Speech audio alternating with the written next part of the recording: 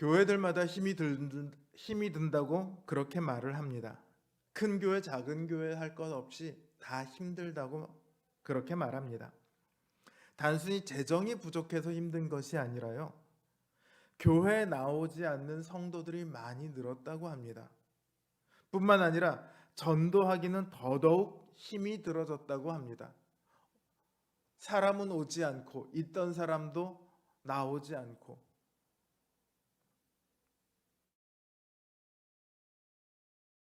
그러니 미래가 보이지 않는 그런 상황에 처해버린 것이죠. 왜 이렇게 교회가 힘이 들어졌을까요? 교회가 너무 많아서 그런 것일까요? 아니면 코로나 때문일까요? 아니면 전광훈 씨처럼 이상한 목사가 많아져서 교육을 제대로 받지 않고 자기 마음대로 떠들어대는 목사가 많아져서 그런 것일까요? 문제를 해결하기 위해서는요, 지금 어떤 현상이 나타나고 있느냐, 이게 중요한 것이 아닙니다. 그 근원적인 문제가 무엇인가, 이것을 찾고 해결책을 생각해야 합니다. 성도가 교회를 떠나가서 문제다. 헌금을 안 해서 문제다. 전도가 안 돼서 문제다. 그래? 그럼 성도를 떠나가지 않도록 질기게 쫓아가서 붙잡자. 새로운 전도법을 찾아보지 뭐. 헌금을 독려하는 설교를 더 하자.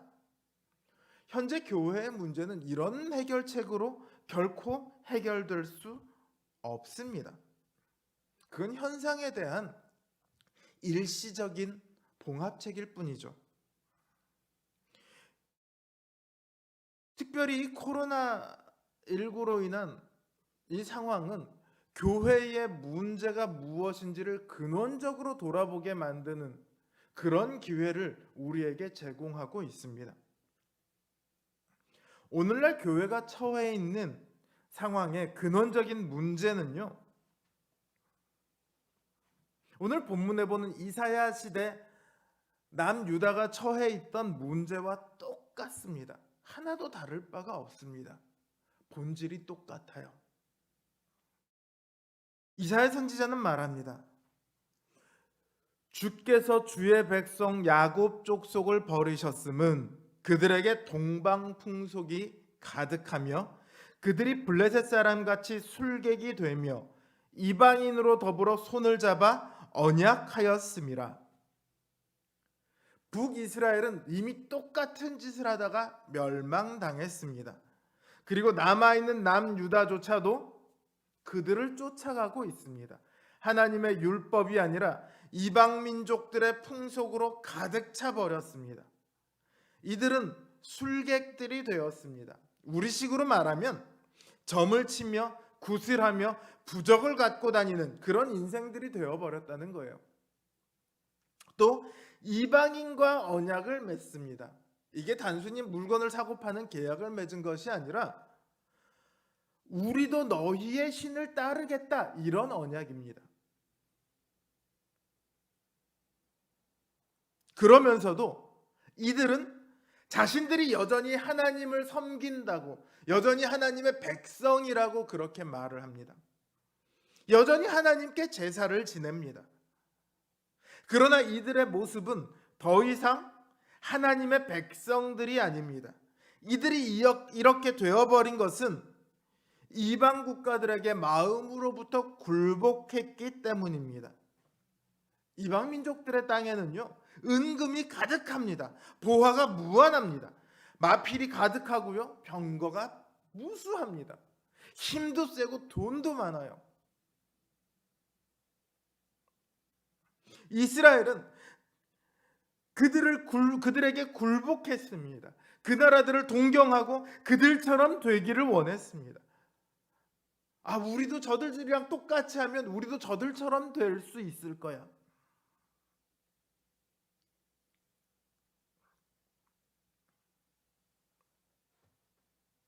그들을 따라갈 뿐만 아니라 이제 그들을 의지하기에 이릅니다.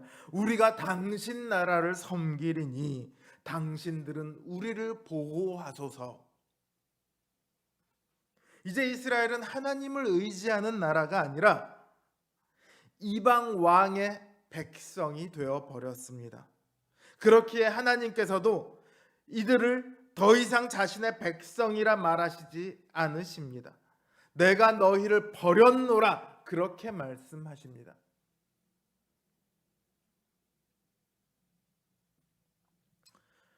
여러분, 출애굽 때를 한번 생각해 보세요. 우리가 민수기 출애굽 그 직후의 이야기들을 올 한 해 계속해서 보아왔는데, 이스라엘은요 그 당시에 그 일대의 깡패들이었습니다.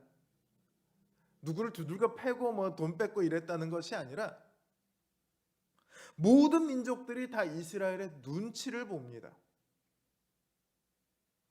자기 땅으로 오지 않았으면 합니다. 왜요? 그들이 무서우니까요. 이스라엘이 강해서가 아닙니다. 이스라엘의 하나님 때문입니다. 하나님께서 그들과 동행했기 때문입니다.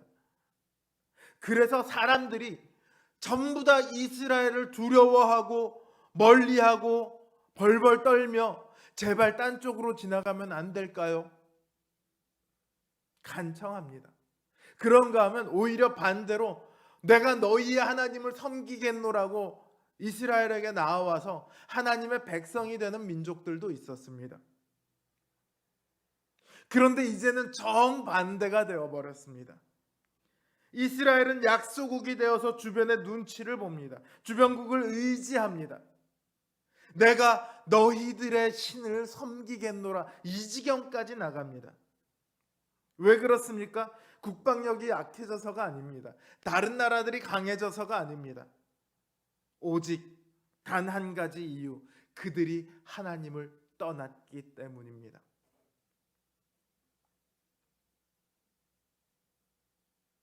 하지만 그렇게 많아 보였던 그 이방 국가들의 부귀도, 그렇게 강해 보였던 그들의 군사력도 하나님 앞에서는 단 한순간에 사라지고야 말 것들입니다. 여호와의 심판의 날이 임하게 되면 모든 교만자와 거만한 자와 자고한 자, 즉 스스로 높다 하던 자들은 다 강제로 낮아지게 될 것입니다. 저 밑바닥에, 가장 밑바닥에 처해서 고개조차 들지 못하게 될 것입니다. 모든 부귀는 다 사라지고 망대와 성벽들은 다 무너지고 배와 병거들은 다 파손될 것입니다. 사람의 손으로 만든 것들은 다 사라지고 오직 폐허만 남게 될 것입니다. 그날에는 하나님의 영광만이 남아 하나님 홀로 높임을 받으실 것이며, 스스로 높다 하던 자들은 그에 따른 심판을 결코 면할 수 없습니다. 그래서 이사야 선지자는 말합니다. 너희는 인생을 의지하지 마라. 그들이 아무리 강해 보일지라도 그들의 호흡이 끊어지면 그것으로 끝이니, 그들이 얼마를 부여하든지 얼마를 강하든지 우리가 그것을 따질 이유가 어디 있느냐.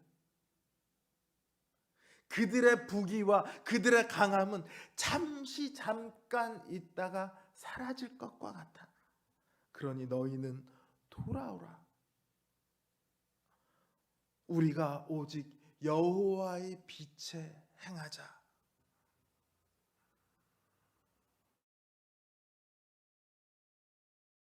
오늘 우리는 이사야 선지자가 오리라 예언했으면서도 정작 자신은 보지 못했던 그 여호와의 날을 알고 있습니다. 예수 그리스도의 오심이 곧 여호와의 날입니다. 오리라 했던 하나님의 영광과 심판이 예수 그리스도의 십자가에서 모두 드러났습니다. 스스로 높다 하던 자들은 하나님의 아들을 죽임으로 스스로 심판 아래로 들어갔고, 고통에 신음하던 자들은 그 십자가에 의지하여 하나님의 영광 아래 거하게 되었습니다. 십자가는 앞으로 영광과 심판이 있을 것이라는 예고가 결코 아닙니다. 이미 하나님의 영광이, 하나님의 심판이 이 땅에 임했다는 선언입니다. 이 십자가 앞에서 모든 사람은 둘로 나뉘어집니다. 예수 그리스도의 십자가를 믿고 따르느냐, 그렇지 않으면 십자가를 부인하고 세상을 따르느냐. 이것에 따라 하나님의 영광 아래 있느냐, 아니면 하나님의 심판 아래 있느냐, 그 소속이 결정됩니다.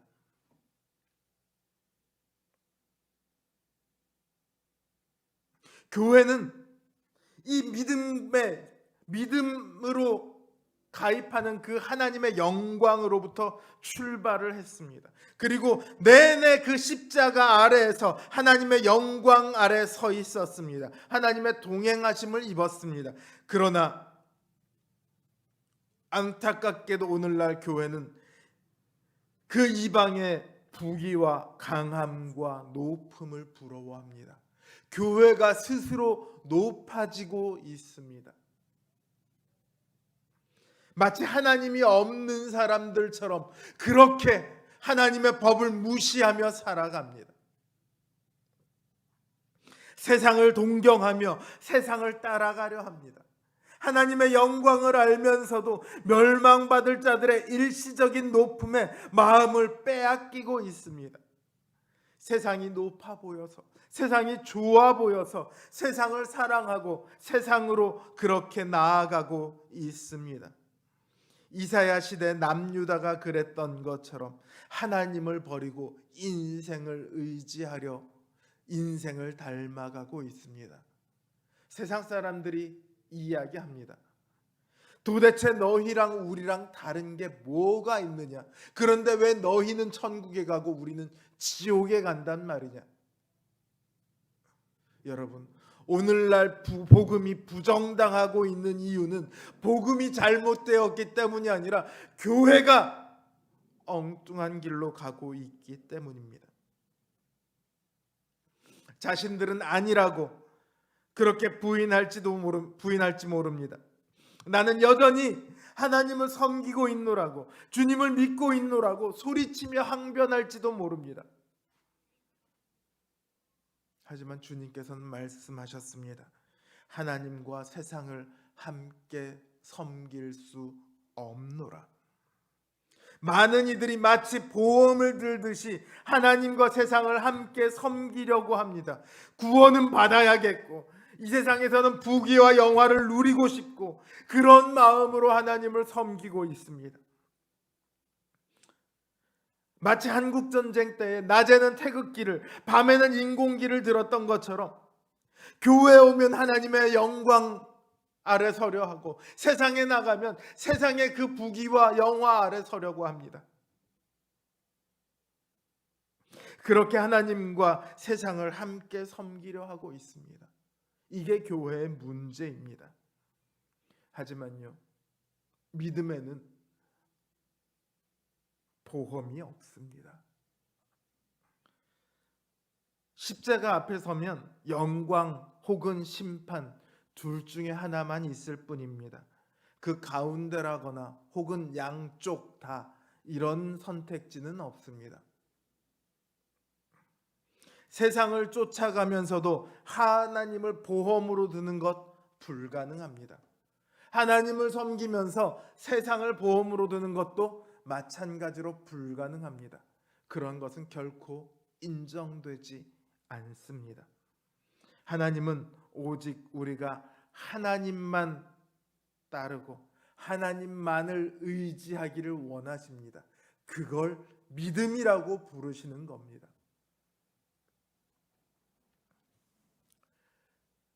사자성어 중에 육지행선이라는 말이 있습니다.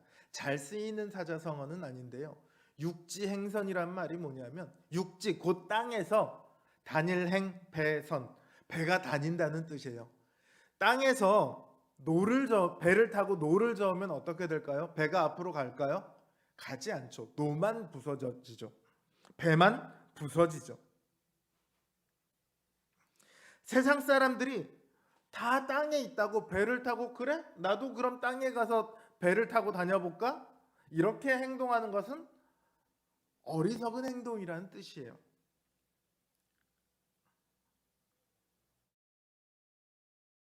마찬가지로 세상 사람들이 살아가는 방식을 우리가 쫓아가면 안 됩니다. 세상 사람들의 방식과 우리의 방식은 마치 땅과 바다처럼 전혀 다른 영역에 속하는 거예요. 결코 서로가 화합될 수가 없는 방식이에요.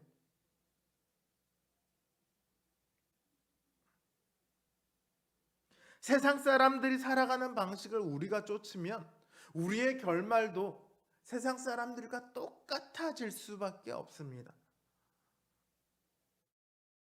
망가지는 거죠. 그냥 망가지는 것이 아니라 처참하게 그리고 영원히 망가지는 겁니다. 우리는 세상의 것들을 쫓는 사람들이 아닙니다. 세상 사람들이 의지하는 것을 똑같이 의지해야 하는 그런 불운한 사람들이 아닙니다. 하나님께서는 이사야 선지자를 통해서 이스라엘에게 그리고 오늘날 우리들에게 말씀하십니다. 너희는 나에게로 돌아오라. 오직 내 안에만 거하라. 나만 의지하고 나만 쫓으라. 오늘 이 하나님의 말씀이 우리 인생과 우리 노원 성도교회와 나아가 우리 한국교회에 빛이 되고 길이 되었으면 좋겠습니다. 정말로 교회가 교회의 길로 하나님의 말씀으로 돌아가서 하나님의 백성답게 그리스도의 몸답게 살아갈 때 복음의 문은 열려지고 세상 많은 이들이 자신들의 방식을 버리고 하나님 앞으로 나와 우리와 더불어 하나님을 섬기게 될 것입니다. 우리가 먼저 그 길에 나서길 바랍니다. 우리 노원 성도교회가 그 길에 가장 앞장서서 걸어갔으면 좋겠습니다. 그래서 하나님의 영광이 이 땅에 증명될 수 있도록 그리스도의 십자가를 전하는 증인으로 살아가게 되기를 주님의 이름으로 간곡히 부탁드립니다.